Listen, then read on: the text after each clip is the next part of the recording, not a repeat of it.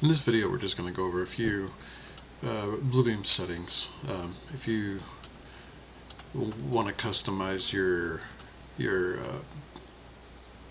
toolbars and such to your preferences, if you go to the top, you'll see the File, Edit, View, Document. There's a review button. You can click that, and then you can edit your global settings. And so obviously they're pretty self-explanatory, but one of the things I like to have is show the full screen crosshair turned on, and so that's right under General and Options, and then you can set a theme for dark or light depending on what you like, and then this throughout here there's a lot of different settings that you may want to turn on, but it's all up here in the review button there at the top. One of the things I like to have is some of the snap to content, snap to markup, so that if you draw a line in Bluebeam, it will actually, if you draw a second line or anything else, it will actually snap to the previous and markups that you have, and it also snaps to the content like we're showing in the previous video, where you can actually snap to like the grid in here. You have also in here under the grid and snap is your units, so right now it's set to inches. Some of the other things, one of the, let's see, I think it's under markups. So when you select a markup, in the markups tab down here, which is the three lines, it will actually zoom to your markup instead of zooming to just the page. Which is nice if you're going through a bunch of red lines from an architect or an engineer. It's easy to find where and what they've marked up. So I usually have that selected. I'm not quite sure what other things are not selected when you start, but these are just a few things that I like to have. So if you just want to scroll through here, and you can kind of play with some of them and kind of figure out what they do, but that's how you would set those up. Bluebeam Studio offers actually basically it's like a Dropbox style studio session, so that you can upload PDFs and give somebody else the project number so that they can access the PDFs that you could upload there, and you can check them out, change them, and then recheck them in, so that you're seeing changes in somewhat real time. And you could do that over offline, and people in other places can then access those. So that is those settings in this review button, and then under the review button also is where the profiles live. You can change to the different profiles. It will change where your toolbars live. You can see how it split these up, so that your thumbnails are over here now, bookmarks, your measure tools over here, links, and the other options are there. So you can just, and once you have set it up, you can move these to wherever you want, or you can right click on any of the toolbars to like hide, and then right click on the other one to show, and you'd pick markups. The window came off screen, but you just right click, show, and then shows you where they all are.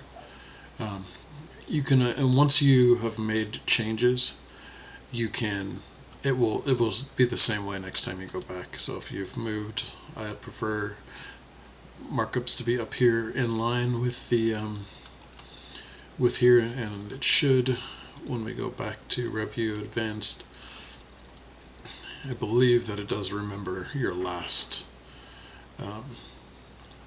location of those. So yeah, see, it put them back. I don't see markups there, but it tried to put them back, which is interesting. Show markups. This just might be a yeah, I think it was just a little computer glitch there. So yeah, once you go back, I like to use the advanced Um, Profile, I like to have everything on the right here, with the bookmarks and the thumbnails and the measure and the settings.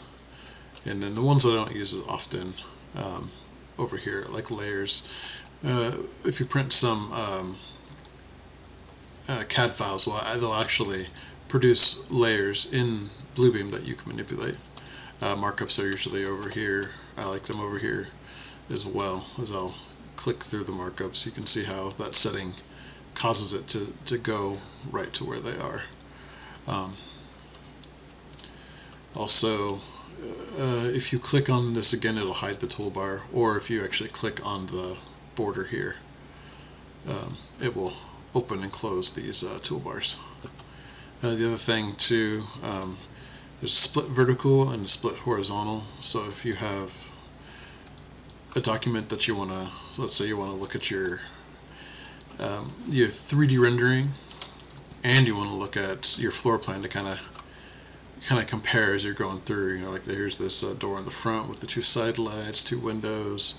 It just gives you a better opportunity to better utilize your drawing when you're viewing it. So, and this also works. So the split vertical is Control 2. Unsplit is Control Shift 2, or this button here. And then there's another button that is, or another combination of keys, I guess, that's pretty handy. So if you have 2 different documents, if you press Control 1, it splits actually 2 different documents, whereas Control 2 will split the same document. And Control Shift 2 will close it. And then down at the bottom here, there's a synchronize views. So if you have 2 PDFs that you're comparing, you can either compare them with this little arrow next to it, is compare the documents together, or compare the pages. So if there's like multiple pages, it will sync.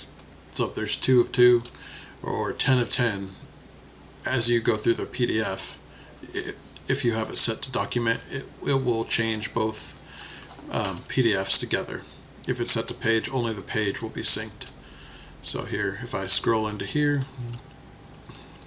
when it's set to sync, then they will sync together. This is another good tool that if you have markups that you can look, like let's say this is the blank one, and I said to put enlarge plan here, and I noted it.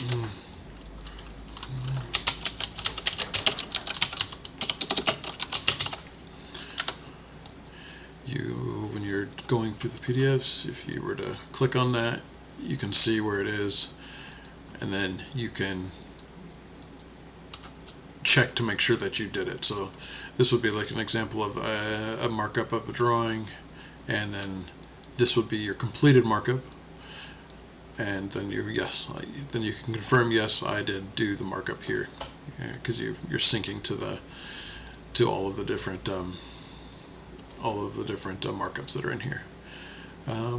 Let's see what else. So, and down here is your snaps, so your snap to grid and the show grid. I made my own grid, and I believe it's actually set at a 1/4 inch grid, but I just like to have my own. And then here are like the snap to content, snap to markup, reuse markup tools, so that you can turn those off. So let's say if you're in here, unlock this, and you don't want it to snap to these grids, you can turn off the snap to content, and it won't snap anymore. But it is still snapping to the markup, and so that would be this other button down here, snap to markup, and now it won't snap to anything. So you can turn those back on, and then it will snap to where you want it to now. And again, for small moves, you can just use your arrow key to bump it over and get it lined up how you want. So that's it. There's quite a bit to Bluebeam. There's quite a few tools that you can use, but we'll kind of dive into those deeper as we go through. But those are just a couple of things that you can do now, just to get it set up the way you wanted.